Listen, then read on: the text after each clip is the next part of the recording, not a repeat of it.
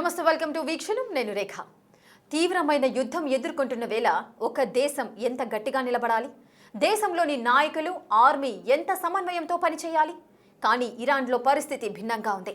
America ఇజ్రాయెల్తో తీవ్రమైన యుద్ధాన్ని ఎదుర్కొంటున్న వేళ ఇరాన్ అధ్యక్షుడు Masoud, Islamic revolutionary guards chief commander Ahmad మధ్య తీవ్రమైన విభేదాలు తలెత్తినట్లుగా వార్తలు వస్తున్నాయి.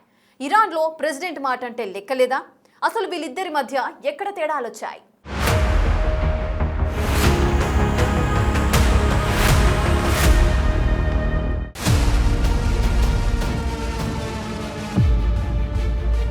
దేశాధ్యక్షుణ్ణే పట్టించుకోని ఐఆర్జీసీ,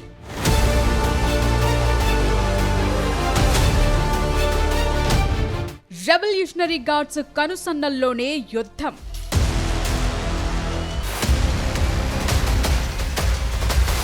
ఇరాన్లో ప్రెసిడెంట్ మాటంటే లెక్కలేదా?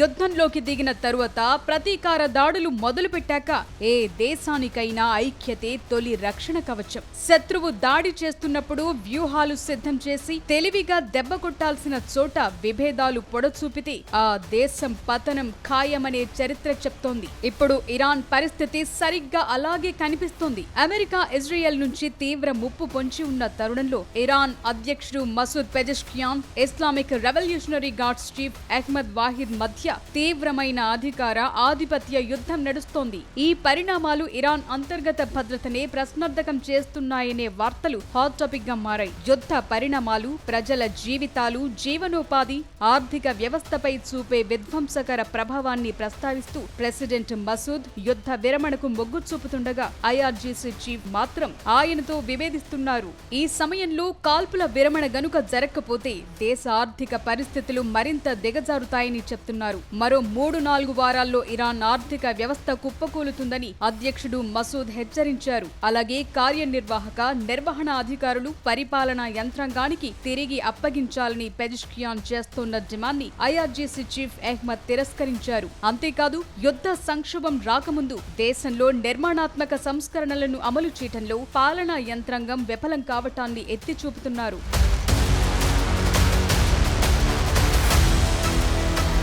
యుద్ధం వల్ల పెరుగుతున్న ఉద్రిక్తతలు, పొరుగున ఉన్న గల్ఫ్ దేశాలపై కొనసాగుతోన్న దాడుల విషయంలో ఇస్లామిక్ రెవల్యూషనరీ గార్డ్స్ అనుసరిస్తున్న వైఖరిని ప్రెసిడెంట్ మసూద్ విమర్శిస్తున్నారు. ఈ పరిస్థితి వల్ల కలిగే ఆర్థిక పరిణామాల గురించి ఆయన హెచ్చరిస్తున్నట్లు తెలుస్తోంది.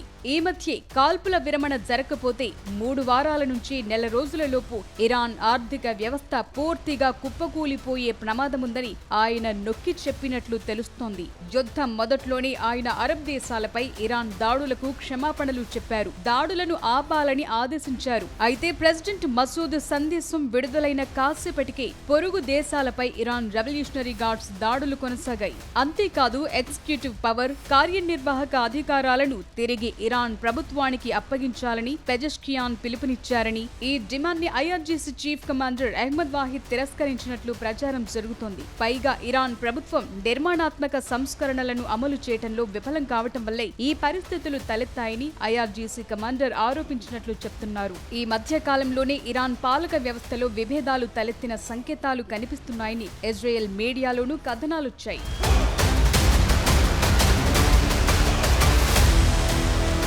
యుద్ధం 5 వారంలోకి ప్రవేశిస్తున్న కొద్దీ దాని తాలూకు ఆర్థిక ప్రభావాలు మరింత స్పష్టంగా కనిపిస్తున్నాయి. ఇరాన్లోని ప్రధాన నగరాల్లో అనేక ఏటీఎంలలో క్యాష్ ఖాళీ అయ్యింది. ఏటీఎంలు పనిచేయటం మానేశాయి. ఇదే సమయంలో ప్రధాన బ్యాంకుల ఆన్లైన్ బ్యాంకింగ్ సేవలకు కూడా అంతరాయం కలుగుతోంది. 3 నెలలుగా పెద్ద సంఖ్యలో ఉద్యోగులకు జీతాలు, ఇతర ప్రయోజనాలు క్రమం తప్పకుండా చెల్లించడం లేదని ప్రభుత్వ ఉద్యోగులు వాపోతున్నారు. యుద్ధం మొదలవటానికి ముందే నిత్యావసర వస్తువుల సగటు ద్రవ్యోల్బణం 3 అంకెల స్థాయికి చేరింది. ఇది 105 నుంచి 115% ఉంటుందని అంచనా వేస్తున్నారు. యుద్ధం కొనసాగుతున్న కొద్దీ ఇరాన్లో ఆర్థిక వ్యవస్థ క్షీణిస్తోంది. దాని ప్రభావం ఇంకొద్ది రోజుల్లో పూర్తి స్థాయిలో కనిపిస్తుందని ప్రెసిడెంట్ పెజెష్కియాన్ ఆందోళన చెందుతున్నారు. అయినప్పటికీ కాల్పుల విరమణ విషయంలో వెనక్కు తగ్గేందుకు ఐఆర్జీసీ చీఫ్ సిద్ధంగా లేరు. ఈ విభేదాలు ఎక్కడికి దారి తీస్తాయోనన్న ఆందోళన ఇరాన్ ప్రజల్లో కనిపిస్తోంది.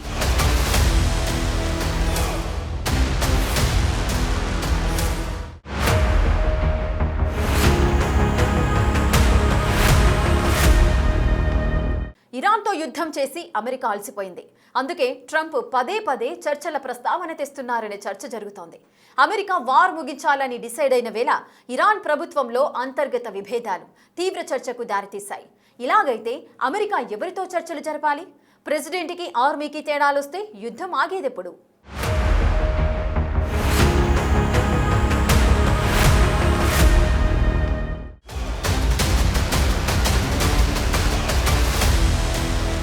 పశ్చిమాసియాలో తలెత్తిన ఉద్రిక్తతలు కీలక మలుపులో ఉన్నాయి. నెల రోజుల యుద్ధం తరువాత ప్రెసిడెంట్ ట్రంప్ చర్చలకు ప్రాధాన్యత ఇస్తుండటం ప్రపంచవ్యాప్తంగా ఆసక్తి రేపుతోంది. అయితే ఇరాన్ ప్రభుత్వంలో నెలకొన్న అంతర్గత విభేదాలు యుద్ధం ముగింపులో సవాల్గా మారింది. వేల కోట్ల డాలర్ల ఖర్చయిపోతున్న ఆయుధ నిల్వలు ఎంతకు లొంగని శత్రుదేశం యుద్ధంలో అమెరికాని అలసిపోయేలా చేశాయి. ప్రెసిడెంట్ ట్రంప్ కూడా ఈ యుద్ధం నుంచి బయటపడాలని డిసైడ్ అయ్యారు. చర్చలకు సిద్ధమని బహిరంగంగానే ప్రకటిస్తున్నారు.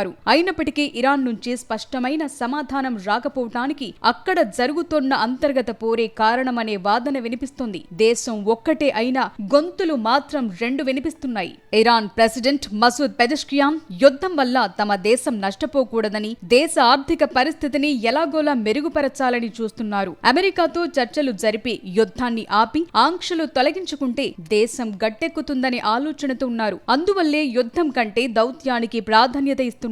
మరోవైపు ఇరాన్ రెవల్యూషనరీ గార్డ్స్ అమెరికాని అస్సలు నమ్మట్లేదు. యుద్ధంలో పైచేయి సాధిస్తోన్న సమయంలో చర్చలు జరపటమంటే అమెరికాకు లొంగిపోవటమేననే భావిస్తున్నారు. వీళ్ల చేతుల్లో ఆయుధాలు, మిసైల్ సిస్టమ్స్ ఉండటం వల్ల ప్రభుత్వ నిర్ణయాలను ప్రభావితం చేస్తున్నారు. ఈ గందరగోళ పరిస్థితుల్లో అమెరికా ముందు అతి పెద్ద ప్రశ్న కనిపిస్తోంది. యుఎస్ ఇప్పుడు ఎవరితో చర్చలు జరపాలి అనేది big material. President Masoud Pezeshkian తో మాట్లాడి ఒప్పందం చేసుకున్న ఐఆర్జీసీ దాన్ని ఉల్లంఘిస్తే ఆ ఒప్పందానికి విలువుండదు. అలాగని ఆర్మీతో నేరుగా చర్చలు జరపటం దౌత్యపరంగా సాధ్యం కాదు. ప్రభుత్వంలోనే ఏకాభిప్రాయం లేనప్పుడు చర్చలు విఫలమయ్యే అవకాశాలే ఎక్కువగా ఉన్నాయి. అందువల్ల ఇరాన్ ప్రెసిడెంట్ కు ఆ దేశ ఆర్మీ మధ్య విభేదాలున్నంత కాలం యుద్ధ మేఘాలు తొలగిపోయే అవకాశమే లేదు. అందుకోసమే యుద్ధం ఆగాలంటే కొన్ని కీలక మార్పులు జరగాలంటున్నారు. ముందుగా అధికార సమతుల్యతను నిర్ణయించాలని చెప్తున్నారు. సుప్రీం లీడర్ ముజ్తబా ఖమేనీ సైన్యాన్ని కట్టడి చేసి దౌత్యానికి పూర్తి అధికారం ఇవ్వాలంటున్నారు. అమెరికా కేవలం మాటలతో కాకుండా కొన్ని ఆంక్షలను సడలించడంతో ఇరాన్ ఆర్మీలో ఉన్న అనుమానాలని పోగొట్టాలి. నేరుగా మాట్లాడుకోవటం కుదరకపోతే ఏదో ఒక దేశాన్ని వేదికగా మార్చుకుని చర్చలు జరపాలి. అమెరికా యుద్ధం ముగించాలని కోరుకుంటున్న ఇరాన్ అంతర్గతంగా రేకెత్తిన గొడవలను సర్దుబాటు చేసుకోలేకపోవటం శాంతికి అడ్డంకిగా మారింది. ప్రెసిడెంట్ ఆర్మీ కలిస్తే తప్ప పశ్చిమాసియాలో శాంతి సాధ్యం కాదంటున్నారు.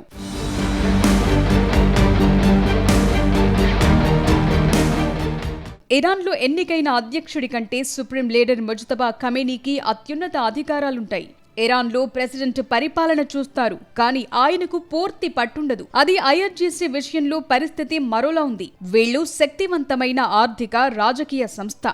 వీళ్లు నేరుగా సుప్రీం లీడర్ కు మాత్రమే జవాబుదారీగా ఉంటారు. ఈ రెండు రకాల అధికార కేంద్రాల వల్లే ప్రస్తుత అధ్యక్షుడు మసూద్ మాటను సైనిక కమాండర్లు పట్టించుకోవటం లేదనే వాదనలు వినిపిస్తున్నాయి. ఏదేమైనా యుద్ధం ఇలాగే కొనసాగితే దేశ ఆర్థిక వ్యవస్థ కుప్పకూలుతుందని, సాధ్యమైనంత వరకు దౌత్యపరమైన చర్చలకు వెళ్లాలని ప్రెసిడెంట్ మసూద్ భావిస్తున్నారు. అదే దేశ గౌరవం కోసం ఇజ్రాయెల్ ని నేరుగా టార్గెట్ చేసి బలమైన సైనిక చర్యలతో సమాధానం చెప్పాలని పట్టుబడుతున్నారు. ఇప్పటికీ ఆయన పాశ్చాత్య దేశాలతో చర్చలు జరిపి దేశంపై ఆంక్షలను తొలగించుకోవాలనుకుంటున్నారు. ఆంక్షలను తొలగించుకోవటం ద్వారా దేశ ఆర్థిక స్థితిని మెరుగుపరచాలని చూస్తున్నారు. కానీ అమెరికాతో చర్చలు జరపటమనేది ఐఆర్జీసీకి అస్సలు పడదు. చర్చలు జరిగితే తమ ప్రాముఖ్యత తగ్గుతుందనే లెక్కల్లో ఉన్నారు.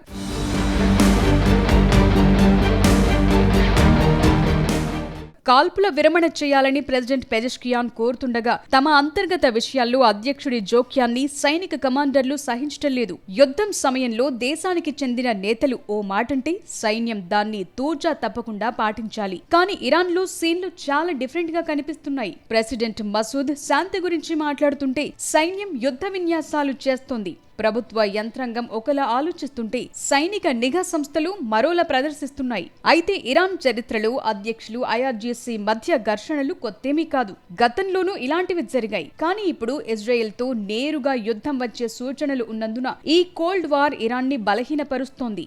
పశ్చిమాసియాలో ప్రస్తుతం జరుగుతున్నది ఇద్దరు వ్యక్తుల మధ్య గొడవ కాదు, దౌత్యం, మిలిటరిజం మధ్య జరుగుతున్న పోరాటం. సుప్రీం లీడర్ ముజతబా ఖమేనీ జోక్యం చేసుకుని ఈ విభేదాలను సర్దుబాటు చేయకపోతే అమెరికా, ఇజ్రాయెల్ కంటే అంతర్గత కుమ్ములాటలు ఇరాన్కు ఎక్కువ నష్టం కలిగించే అవకాశం ఉంది. ఇరాన్లో సుప్రీం లీడర్ నిర్ణయమే ఫైనల్. ప్రెసిడెంట్, ఆర్మీకి మధ్య తలెత్తిన విభేదాల్లో సుప్రీం లీడర్ ఎవరి వైపు మొగ్గుతారనేది కూడా ఆసక్తిగా మారింది.